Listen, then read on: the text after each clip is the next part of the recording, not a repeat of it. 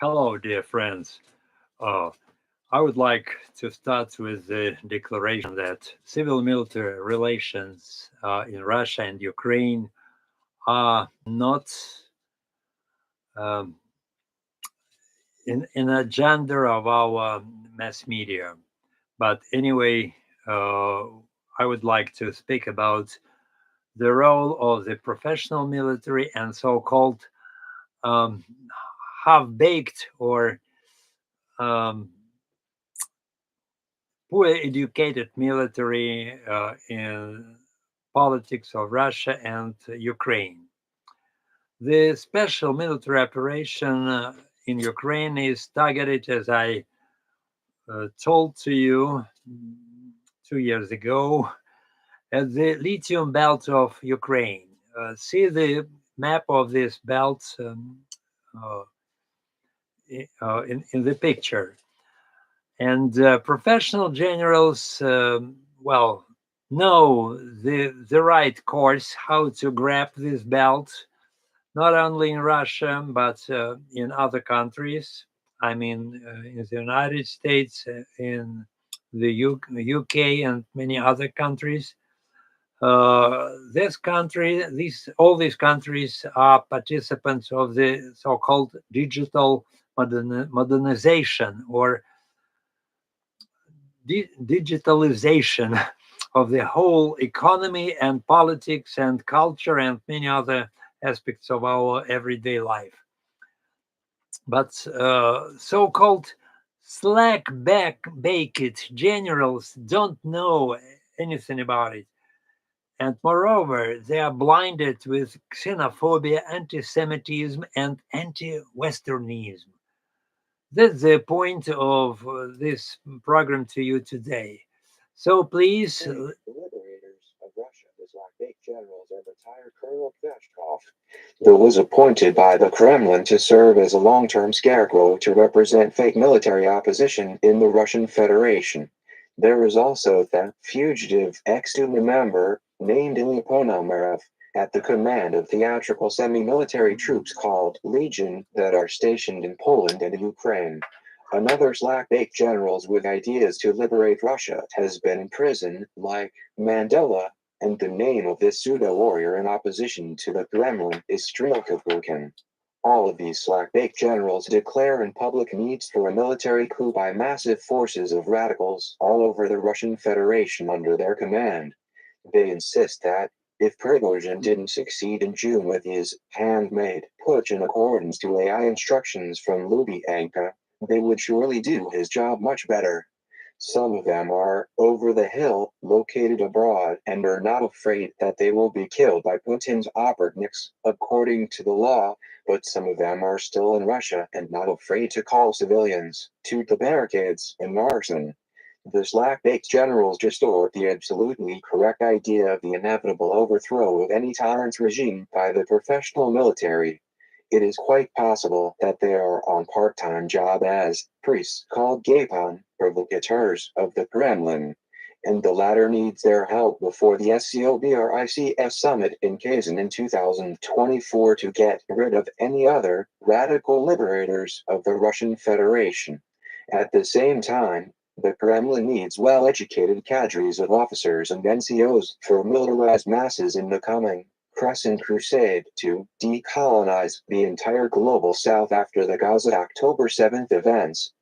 Probably, those premature generals would first turn for practice into the liberators of Great Russia against its peaceful fragmentation, as it happened in Khabarovsk 2020 for 100 days.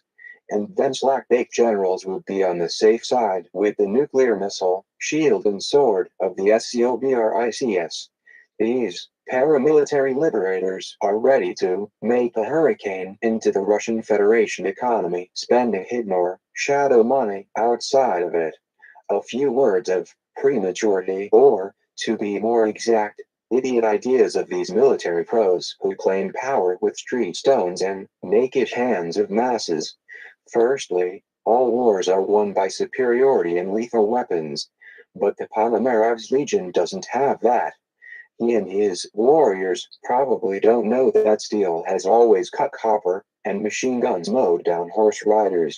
Whatever happens, we have got the Maxim, and they have not. Secondly, from century to century, military technology has triumphed over massive armies. Thirdly, even battle-tested armies. The armed forces of Ukraine against a special military operation, SMO, rumble with deserters and corpses because of the lack of proper logistical support. There is nothing like that for the to-be followers of Prigozhin, Ponomarev, Vochkov and Strelkov. There is no military opposition abroad. Although, even a hypothetical bet on Abrams tanks on the Red Square with crews of foreign mercenaries will not ensure the seizure of political power, whether in the Russian Federation or in Ukraine and Belarus, following the example of the Mamluks in Egypt, the Varangians in Kiev and Rus, and so on. It's not the right time for such tricks. The Kremlin has long and consistently conducted its SMO in Ukraine without any help of outsiders. Exclusively it has been doing with the deep resources of Putinism, not to share future profits of the SMO with anyone. The point is that the very minimal production and trade of lithium of Donbass might cost $11.3 trillion and more. It is lithium that is at the core of the transit or replacement of natural fuel energy with its alternative based on ICAI. The transit needs lithium. Moreover, since the 1990s, professional generals in NATO countries have been in the theme to ensure the security of that transition from petrocracy to digitalocracy. In short, the US digitalocrats, for example, already had Pashtunistan lithium in their sights and own minds. Not the liberation of women from the hijab. The explosive development of digitalization of the entire Arabian Peninsula is largely based on plans to develop deposits of Muslim lithium in Bosnia and Kosovo without the control of Christian Serbia plus Russia, as it happened in 1999. So in 2019, the fascist President Zelensky read a fascist Jew in the vocabulary of Hamas and Iran with their extreme anti-Semitism took away from the Christians like Poroshenko and Avakov the right to sell lithium concessions to Australia, Great Britain, Canada, the United States and China, in a well-researched and developed lithium belt of Ukraine. That is the background of the military maneuvers of the Russian Federation and Belarus since 2019 and the SMO since 2022. 1. The displacement of the enemy's troops and population of Ukraine from that belt has been progressing successfully. 2. The seizure and retreat from the captured in fall territories in the south for negotiations and bargaining are just simulated the Kremlin's will to negotiate in order to preserve the right to occupy Donbass until 2030-50. 3. In the war of attrition of Kyiv, it is planned to transfer the capital of Ukraine to Kharkiv. Far beyond that, lithium belt. See the map. The premature generals or the stupid slack-baked generals of the Russian Federation do not have any trace of this. They are blinded with xenophobic propaganda about the defense of the Russian world. Meanwhile, real professional generals and their teams, not in Russia, Ukraine and Belarus, I do not take them because of secrecy, and my arguments and reasons are quite theoretical, plan combat operations with the highest efficiency, for example, with drones, not tanks and helicopters. After all, those old weapons have long been easy targets for drones and surface-to-air and air-to-ground missiles.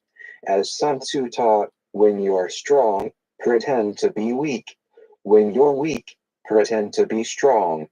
For 2 years, in Kyiv's propaganda, the mobilities from the Russian Federation were opposed mainly by shouts like, "Glory to the heroes in the armed forces of Ukraine and the security service of Ukraine," but not to the peasant partisans who would drive the occupiers in the lithium belt, as Denis Davidov's Cossacks and the local population pinched the French in 1812. Therefore, by December 4, 2023, Sun Tzu has been proved and confirmed right. The lithium belt of Ukraine, as a belt of chastity, was ripped off by the Kremlin with his henchman Lukashenko. By the way, in the winter of 2023, The latter signed agreements with 5 African countries, and in the late summer with President Xi on the joint production of Evzon lithium. Talks about the replacement of the Minister of Defense of Ukraine and a number of generals after the battles in the Donbass do not prevent military bureaucrats in the headquarters in out of Ukraine well understand the language of numbers with the victory for the lithium of Donbass. After all, the oil and gas sickle at the EU's neck is less effective and cheaper for them than the lithium's hammer on the EU-US Green Program's head.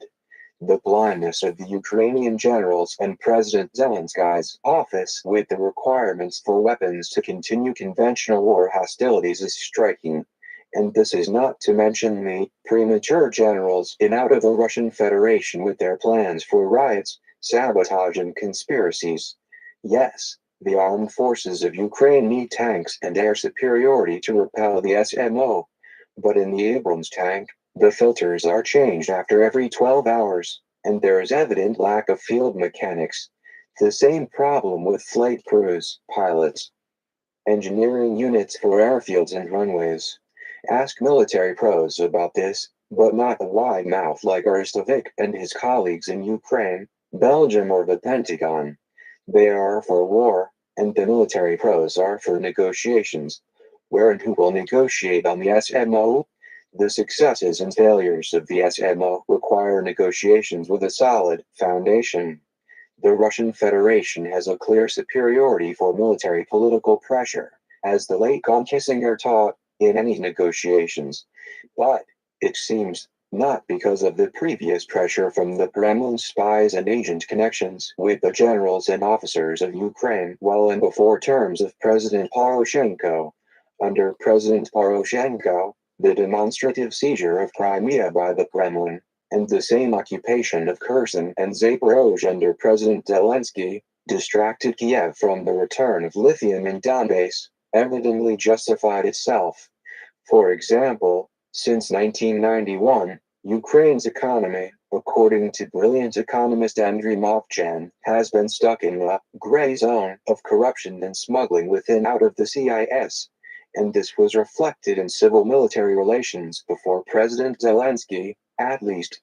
Alas, the war for Crimea and Kherson dragged the armed forces of Ukraine into the swamp of guerrilla warfare, which is far better than the Vietnamese trap for the United States.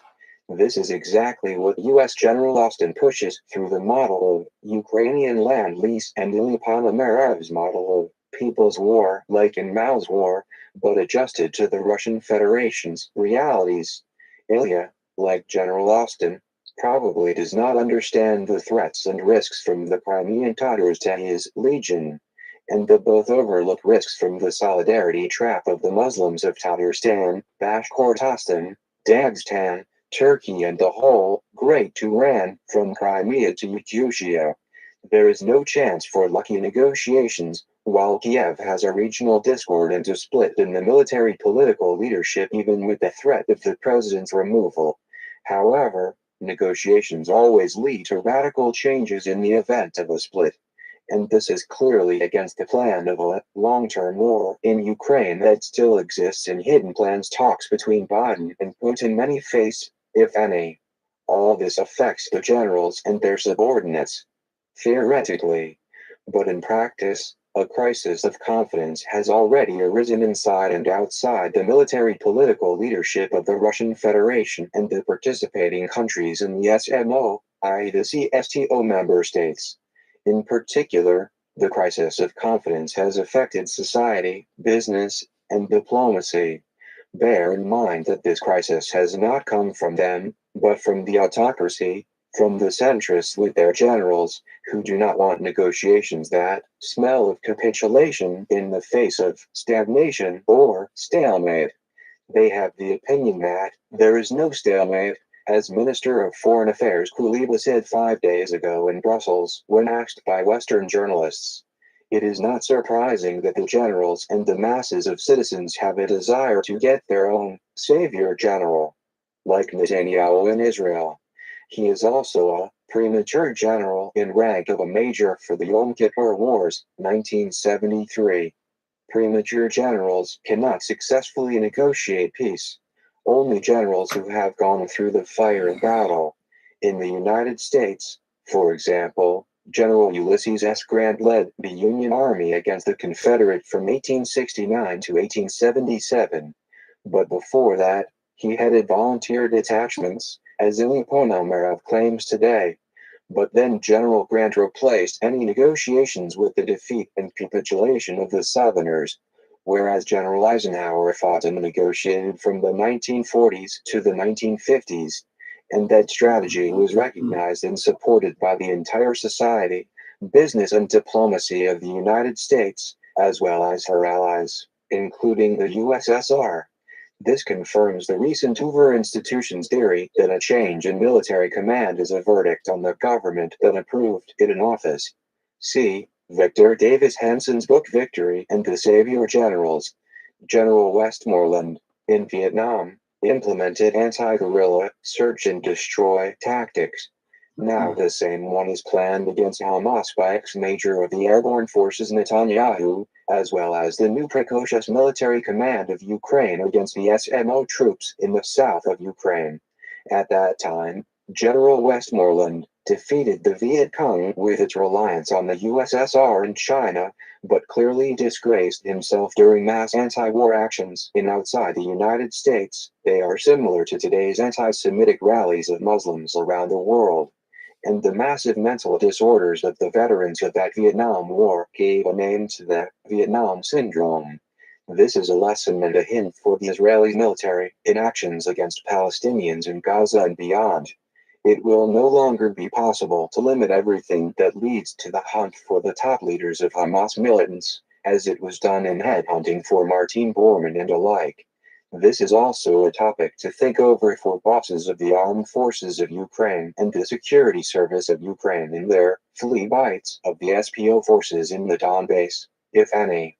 So, in the theater of military operations of the 21st century, it is not the battles themselves that lead to negotiations, but other factors like a. The logistical support of the troops. Without fresh beer, U.S. soldiers did not go into battle in Vietnam, as my favorite columnist Art Buchwald wrote. B. The resilience of personnel from the pressure of manipulative panic in any war, which today increases many times with enemies' cyber attacks. In the Vietnam, the United States lost not to the enemy armies, the joint actions of guerrillas and foreign instructors from the USSR and China, but to panic in the ranks of the U.S. Army and society. It was this panic that Henry Kissinger overcame with negotiations, embodying the collective will of the armed forces and society to end wars. Today, the same mood is among Donald Trump's supporters. He is for the radical prevention of the heavy consequences of both the Kremlin's SMO in Ukraine and of the events in Gaza October 7, 2023. Yes, Kissinger was a U.S. Jew, not a general, and that's why he, like Jesus Christ, became the Messiah of the world during all 100 years of his life. But today even he is unable to bring all opponents to the negotiating table in Ukraine and the future Palestine. And why is it so? Let's see in my next article. In short, Kissinger's paradigm of security does not work. I will present my description of an alternative paradigm for political and strategic changes in the Russian Federation, the United States, Ukraine and Israel with a new strange, phantom Palestine like Karl Marx's. A spectre is haunting Europe, the spectre of communism, but today it is the spectre of anti-Semitism in the global south and even in the global north. There will be no Palestine if there are Israel and neighboring Jordan peacefully coexist. Either negotiations will be held by some coming to power of peace lovers there, like President Trump 45, with his perfect practice of appeasement in the Middle East and the Korean Peninsula, or apologists for long war of attrition between the global south and the global north with the destruction of the previously prosperous middle class with its fruitful new digital economic policy, NDEP, under the open AI from Elon Musk and his partners. The world is on the verge of a security paradigm shift in out of Ukraine and Israel. Either the global south under the nuclear missile wings of the SCOBRICS, or the global north with the support of Musk's peaceful XAI, ChatGPT-4 Turbo, etc. will form new paradigms of world and national security. Vladimir Luukov. All right, that was done, and I will continue this talk later on. And I think that this material can reflect some discussions on civil-military relations in Ukraine and the United States. They are very much clouded with distrust to each other, and how to cure the situation, I will tell you the next time. So, bye bye. See you very soon. Bye bye.